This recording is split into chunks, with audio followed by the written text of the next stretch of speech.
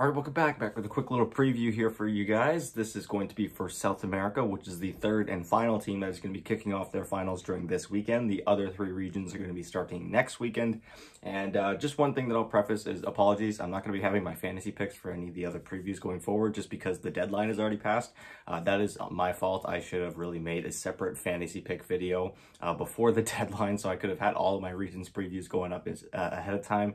But since I messed up, I will not be having them. So apologies for that. Hopefully you guys already have your fantasy picks all chosen out for whatever region you've been playing in this tour, as there now is like an actual treasure in the game.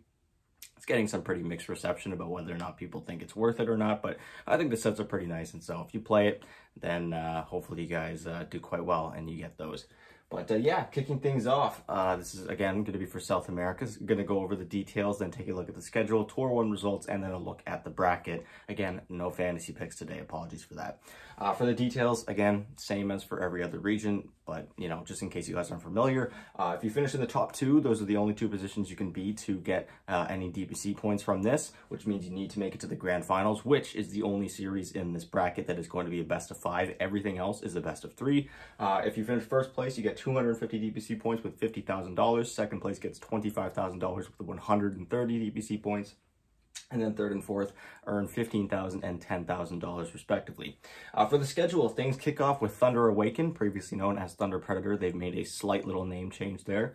They're going to be taking on the Kings, and honestly, I'm kind of expecting this to be a stomp. Thunder Predator has shown no sign of weakness throughout this whole thing, but I will give Kings the benefit of the doubt. They have been able to surprise me at a few points during the tour. One thing, however, is when we get to the Tour 1 results here that we're going to go through, is that the Kings have yet to be able to beat any of the other 3 teams in these finals, which is something that's a little bit alarming. We're seeing the same thing with OG right now in Western Europe, and you know, I'm not going to spoil how that series went. I'm actually recording this in between the 2 series in Western Europe right now, so I'm going to be watching that as soon as this is done. But yeah, we'll see if the Kings are able to turn things around, as again, their only losses this tour have been to the other teams in this regional finals. So we'll see how they do here up against the Goliath of the region, Thunder Awaken.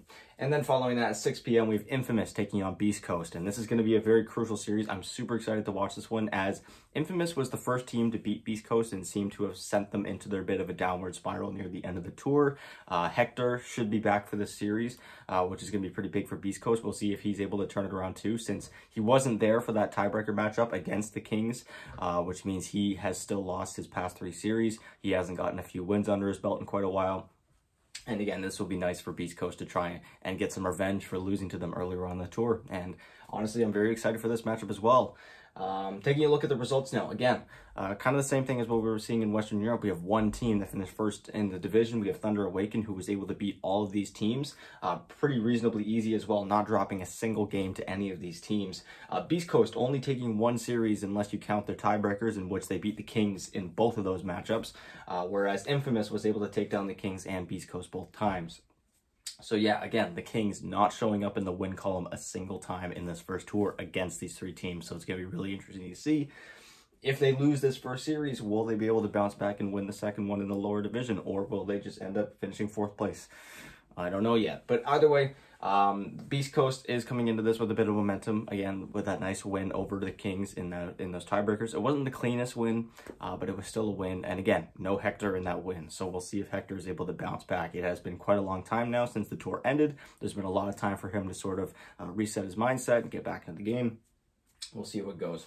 And now finally, just taking a look at the bracket, all 4 teams starting off in the upper bracket here. The 2 winners will move on to round 2 of the upper bracket, and the 2 losers will face off in the first round of the lower bracket tomorrow, where the loser will be finishing 4th place and taking home $10,000.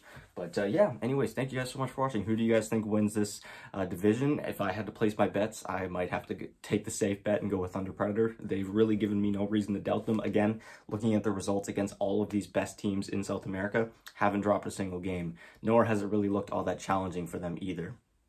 Well, in more often than not, it looks very easy. But yeah, anyways, thank you guys so much for watching. I'm going to be having my review for both Southeast Asia and Western Europe, both of those being separate videos, going up in just a few hours from now. Of course, Western Europe is still going on right now as I'm recording, but I'll be having my South America one going up quite late too. I don't know if I'll be able to actually record that today, so apologies for that. But yeah, thank you guys so much for watching. I'll talk to you guys later.